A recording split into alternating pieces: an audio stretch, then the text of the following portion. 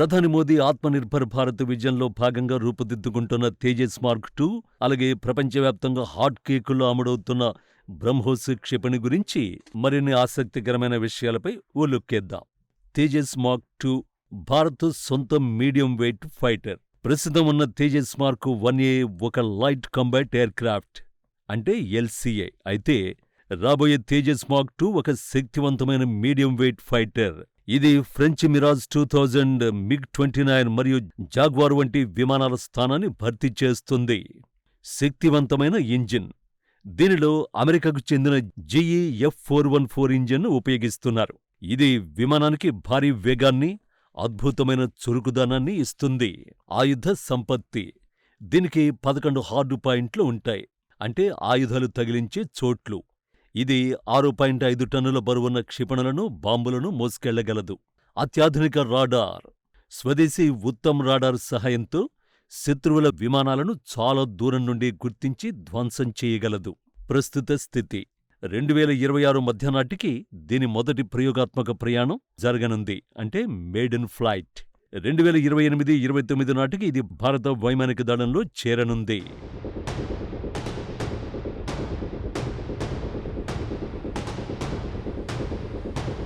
బ్రహ్మోస్ ఎగుమతులతో ప్రపంచాన్ని శాసిస్తున్న భారత క్షిపణి బ్రహ్మోస్ అంటే ప్రపంచంలోని అత్యంత వేగవంతమైన సూపర్సోనిక్ క్రూయిజ్ క్షిపణి. ఇది శబ్దం కంటే 3 రెట్లు వేగంతో ప్రయాణిస్తుంది. దీని వేగాన్ని అడ్డుకోవడం ప్రస్తుతానికి ఏ శత్రు రాడార్ వ్యవస్థకు సాధ్యం కాదు. Philippines deal. ఇప్పటికే $375 మిలియన్ల ఒప్పందంతో ఫిలిప్పీన్స్ దేశానికి భారత్ బ్రహ్మోస్ క్షిపణులను విజయవంతంగా సరఫరా చేసింది. వరుసలో ఉన్న దేశాలు ఇండోనేషియా మరియు వియత్నాం దేశాలతో సుమారు 4,000 కోట్ల రూపాయల ఒప్పందాలు తుది దశలో ఉన్నాయి. ఇవి కాకుండా థాయిలాండ్, సౌదీ అరేబియా మరియు యునైటెడ్ అరబ్ ఎమిరేట్స్ UAE కూడా ఈ క్షిపణి కోసం ఆసక్తి చూపుతున్నాయి.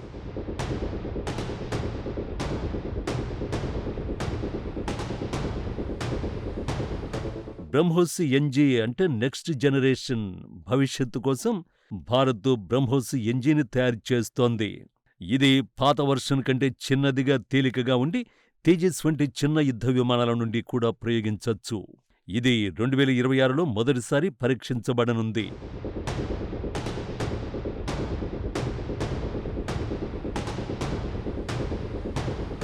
మోదీ విజన్ ప్రకారం భారత్ కేవలం ఆయుధాలను కొనే దేశంగా ఉండకూడదు. ప్రపంచానికి ఆయుధాలను అమ్మే డిఫెన్స్ హబ్బుగా మారాలి. 2024-25 ఆర్థిక సంవత్సరంలోనే భారత్ రికార్డు స్థాయిలో 24,000 కోట్ల విలువైన రక్షణ పరికరాలను ఎగుమతి చేసింది. ఇది 2029 నాటికి 50,000 కోట్లకు చేరుకోవడమే లక్ష్యం.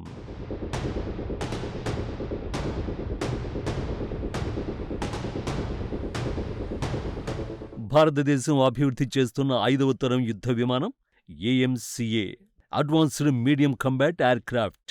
భారత రక్షణ రంగంలో అత్యంత ప్రతిష్టాత్మకమైన ప్రాజెక్ట్. ఇది కేవలం యుద్ధ విమానం మాత్రమే కాదు, భారత్ ప్రపంచ అగ్రరాజ్యాల సరసన నిలబడేలా చేసే ఒక అద్భుత ఆయుధం.